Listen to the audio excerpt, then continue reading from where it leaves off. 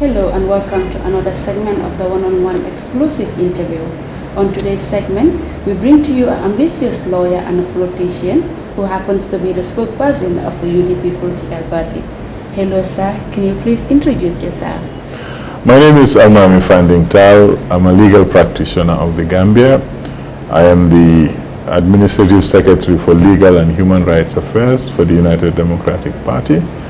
I am the official spokesperson for the United Democratic Party as well. We are here to talk about the upcoming elections and what plan UDP has for the country. So what plan does UDP has for the country these upcoming elections?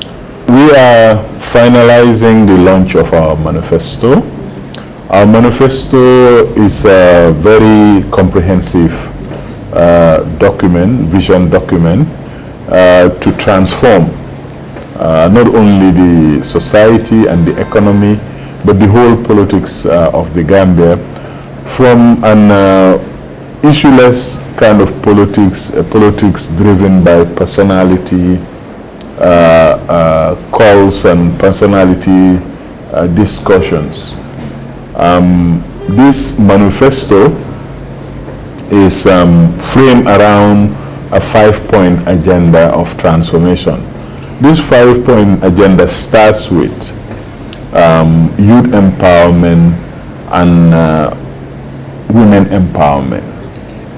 It continues to talk about agricultural diversification and investment. One of the 5-point agendas is modernization and transformation of agriculture. And I'm sure if you were listening to the news, 2 weeks ago, the party leader in our rally in Njabakunda expressed the pledge of the UDP, which is taken directly from the 5-point agenda, that 10% of the national revenue of the Gambia will be invested in agriculture. The other items on the 5-point agenda is how do we modernize and transform the productive base of the economy? How do we involve the digital revolution that is going on around the world to make sure that our economic productivity goes up, and at the same time minimize corruption and mismanagement of public resources. So a modernization agenda is what this 5-point agenda is about. Youth empowerment, youth employment, a commitment to the natural environment, restoring it, making it as sustainable as possible.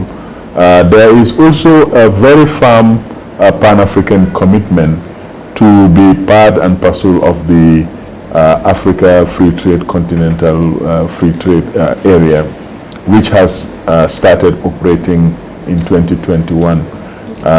We have a free trade area where, when our economy is as optimally calibrated as possible, we expect a UDP government to be one of the leading trading nations of West Africa, and certainly part and parcel of the ECOWAS efforts to encourage free trade.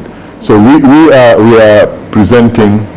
be presenting an agenda for progress, an agenda for change of the role of government in empowering citizens. On the security side, we want it to be very clear that law enforcement and law and order can only be maintained using modern tools that our police do not have. The conditions of their service, certainly all of these are going to be part and parcel of the agenda, so that you have security, not only in terms of law and order, but in terms of food security, in terms of health security. In every possible way, you will have a complete human security agenda as part of this 5-point agenda. But will this agenda be put into place with or without UDP being voted into office? The only reason why we are putting this agenda before the Gambian people is to give them a choice, a comprehensive choice, and irresistible choice to vote the UDP into office. As you can see, we are showing what it means to have a UDP local government. The work of the mayor of Banjul, the work of the mayor of KMC, the chairman of LRR, the chairman of Bassa Area Council, is a matter of public record.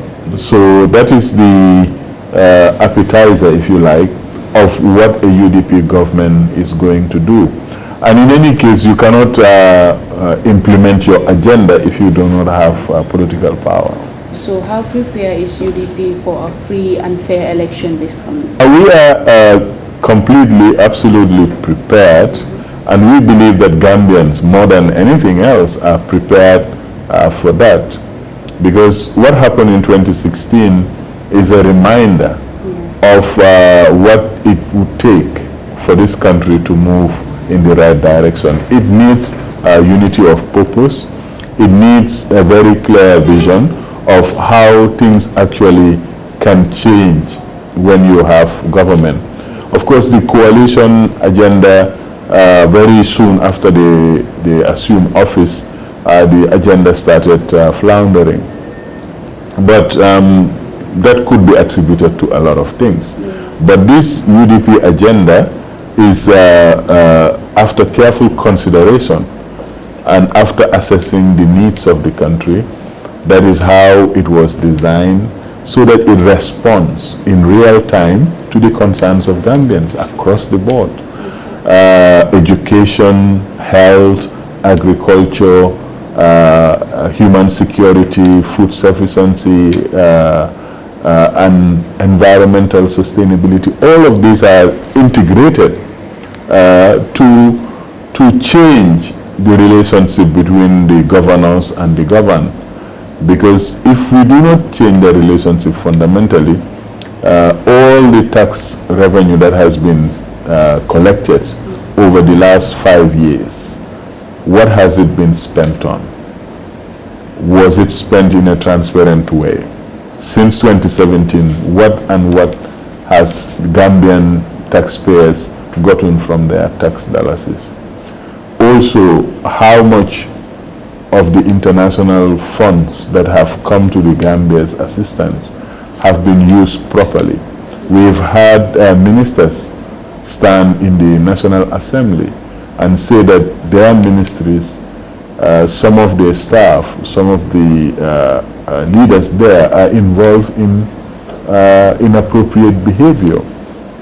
We have had reports, investigative reports by journalists indicting certain ministries, certain ministers, and permanent secretaries. We have had the Janneh Commission report come out with recommendations.